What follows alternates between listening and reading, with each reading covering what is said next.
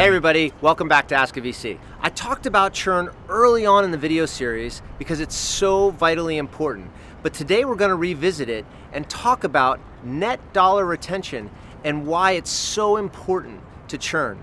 I'm going to give you 4 things to think about in terms of really how you can unlock value in your business and really expand the revenue with your existing customer base. So it is nearly impossible to have zero churn. It's going to happen in your business, and your objective should not be to never have a customer leave you.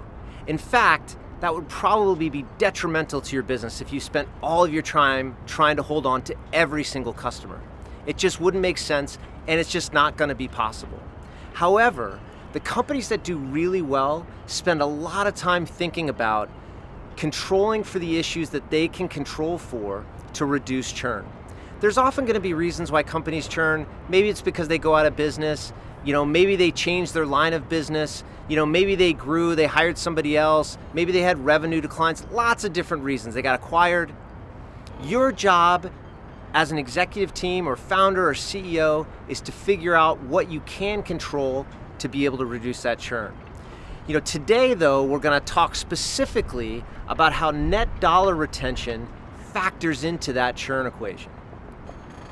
If you're not growing your existing customer base, that customer base is at risk of churn. That's so important, I'm going to say it again. If your customer isn't expanding, if that customer isn't buying more from you, I would tell you that that customer is potentially at a risk of churn. The very best SaaS companies out there do an incredible job of selling and expanding within their own customer base. And they do this because they've built a trusted relationship with those customers and find ways to make those customers even more successful with the SaaS products that they sell. If you can't figure out how to do this, you're leaving a huge opportunity on the table to be able to grow your business. But more importantly, by focusing on your existing customer base and figuring out how to drive up net retention, you're going to be able to reduce churn. First, let's talk a little bit about terms and make sure we're all on the same page about what all of these terms mean.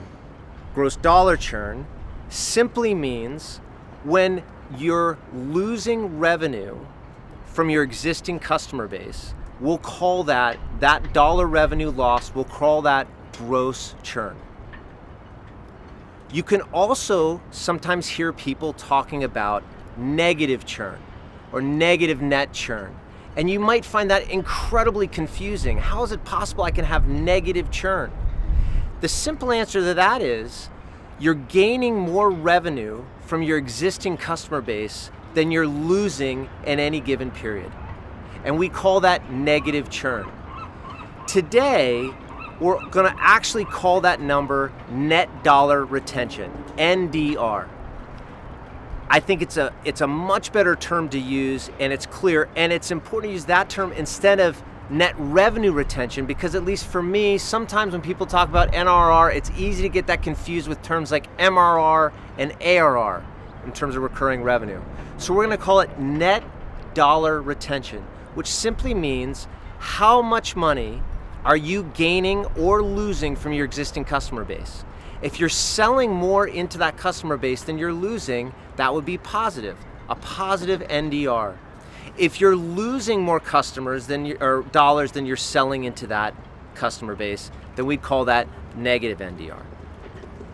So now let's get into the 4 things that you should really be thinking about in order to really unlock how you can grow revenue within your existing customer base.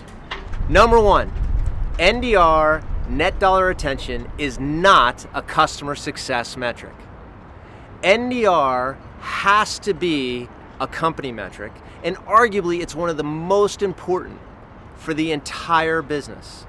It needs to be part of the fabric of the business and part of the culture that everyone is thinking about customer success in that existing customer base. Let me give you an example of how powerful NDR is and why it needs to be a part of your entire company. Salesforce arguably the largest SaaS business out there, 26 billion a year in revenue, 5-something billion in cash flow. Salesforce gets 75% of its new revenue from its existing customer base. 75%.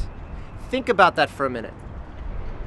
They're spending so much time gaining new opportunities from their existing customer base, they only need to add 25% to meet their growth targets from new ads.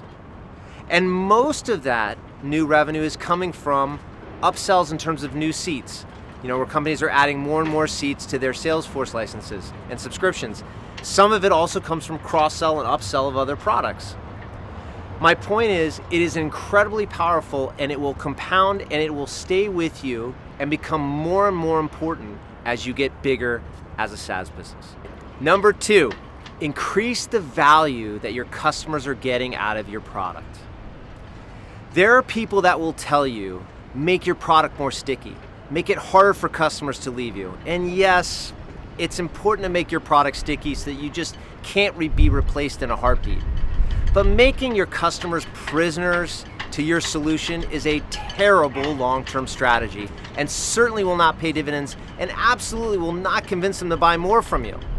The way you convince customers to buy more from you is to give them more value.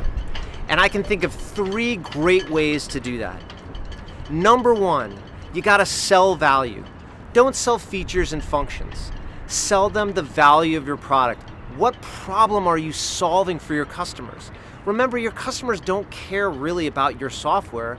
They care about the problems they're trying to solve with your software. So think about how you can really sell against those value propositions to make your customers more successful. Number 2, specifically inside of customers, think about how you're selling in the organization. If only one person in an organization of 10,000 people is getting value from what you're selling, you're going to be at risk, but it's also going to be very difficult to sell more into that company, obviously, because no one else is seeing any value out of it. So figure out ways to deliver more organizational value where other constituents, other people, other stakeholders get value out of what you're selling them. Sometimes that can be as simple as a PDF report or something that solves a problem perhaps for the buyer of your product, but enables them to get more organizational value broadly within the company. And then number 3, think about doing a great job onboarding. Onboarding is so critical. Most customers, you can tell whether they're going to churn in the first 90 days, because if you don't do a great job onboarding that customer, they're unlikely going to renew, and they're certainly not going to buy more product from you going forward. There's a period of time where everybody sort of gets behind a project, gets excited about implementing new technology, gets excited about moving the organization forward. And if you miss that window, it's like your customer has moved on to whatever their next problem is. So really think about how you can make your customers successful from an onboarding standpoint, and all of that will drive more value. Number 3, know your customer. Know what your customer is using your product for. Know their problems intimately. As I mentioned, your customer is focused on solving a problem in their organization to drive their business forward. They're not particularly interested necessarily in all the details of your software. But you, as the seller, can really understand your customer's problems. That's going to make you much better at selling them value going forward. It's going to make you much better at understanding their needs. I'm amazed how often it happens. I go to board meetings and there'll be a huge customer win. And I'll ask the team, tell me the details. What problem are they solving with our solution? And oftentimes, people don't really know the details. Now, to be fair, sometimes customers are very close to the vest with the problems that they're trying to solve. But if you can really intimately understand those customer problems, it's going to put you in a much better position to be able to really drive up revenue within that customer base. And I also understand at some point you get so many customers you can't possibly understand all the different situations and problems that you're solving. Well, then start to put them into buckets. In healthcare, we solve this kind of problem. In tech, we solve this kind of problem, and so on.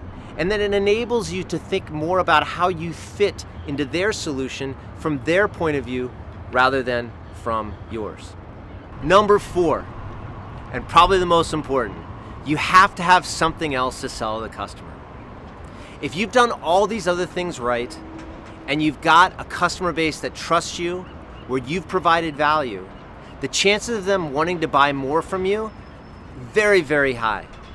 And it's great to have salespeople going into these accounts and selling, because if they're selling, that's the best measure of whether or not you're delivering value. Because going back to what I said, if customers aren't buying more, they're generally going to be at risk of churn. Now, there's some things that are very obvious that you can do. You can sell more seats. It's probably the most obvious thing to do, and that's great. Sell more seats, but at some point, that's going to get harder and harder to do. So you need to think about other things to increase revenue within that account. Oftentimes, that can be small things like pricing strategies and segmentations of products. Is there a way for you to bifurcate how you're selling your product to basically accrue more value to those customers that are interested in that broader suite that you're offering, and giving those that are just getting started an easier path forward with perhaps a lower price point? Is there some way to give people all you can eat, to give people enterprise licenses, to convince people to move up, where then they can have the entire organization use your product and have access to it? That's an amazing sign of value if you can move customers in that direction. Another great one, which is not recurring revenue, but it's important, is to think about maybe your customers need, more onboarding training, and they need the ability to bring new users up to speed. And while it's not recurring revenue, it's absolutely going to make your customers more successful. And if you make your customer more successful over time, they're absolutely going to buy more. And then the final way to do it, a final example, I suppose there's lots of ways to do it, would be to sell different products. If you've done your job right and you've listened to these customer problems, you're going to know what your customers are trying to do. And that's going to put you as an organization in a very good place to be able to sell them more product and think about and anticipate what's going to resonate with them. Going back to what I said, NDR is not a customer success metric. It's a company metric. And so in this case, it's really thinking about, product and thinking about what are those problems that you're trying to solve. Some companies also partner with others to pull products in that are complementary. There may be a partner that you can think of that, in your account, if you were to use their product, it increases the usage of your product. Well, that's a great relationship. You've solved a problem for your customer, you've brought in a partner, and they've bought more of your product or service. So there's lots of ways to do this, but you definitely have to have additional products in your bag and something else to sell to your customer.